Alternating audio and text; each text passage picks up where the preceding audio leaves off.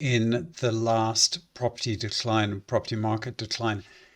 Here I've got inflation-adjusted capital growth data for areas known as MSOAs, which would be census output areas, and the as you can see, it's relatively granular data, which is helpful.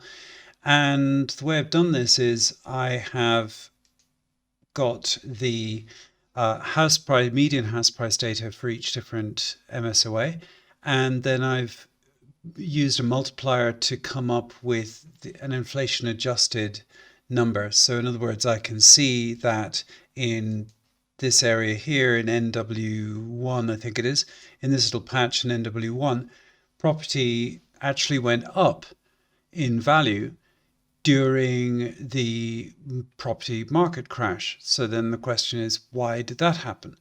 Well, it seems that London benefited massively from an influx of foreign capital. And that meant that property prices in central London went up.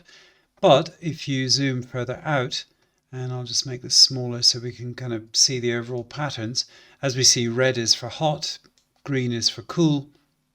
And during that period, the outlying areas, i.e. the areas which weren't treated as stores of wealth, they declined fairly significantly, but not as much as other cities in the UK. We'll have a look at a few of these in a minute.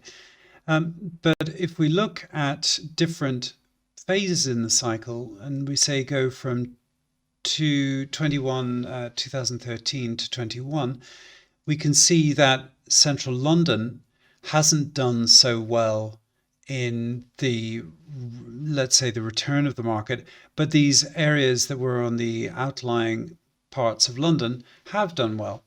So why is that? Well, there were a number of tax changes that affected foreign nationals buying property in the UK, and also sterling grew in value, which meant that it was less attractive to purchase houses here because the value of foreign exchange was weaker against sterling, and therefore the market declined. Now, those are a couple of the basic reasons, but there'll always be a myriad of other reasons behind these things, and I will never know what they are because it's a world of complexity. But what I can do is just look at the manifestation of this, which is the capital growth data. And we can see here from 2018 to 21 to March 21, which is where the latest data is, we can see that London just hasn't done very well at all.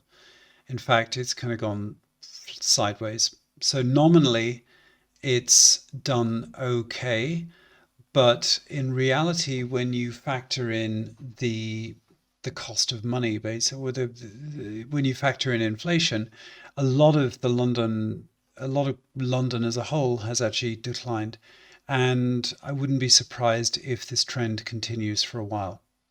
But then, if we go further north, where property is more affordable, and arguably where there's more headroom, thus, because if prices are lower, then assuming you've got a robust local economy, then in theory, you've got more headroom for increased prices over time.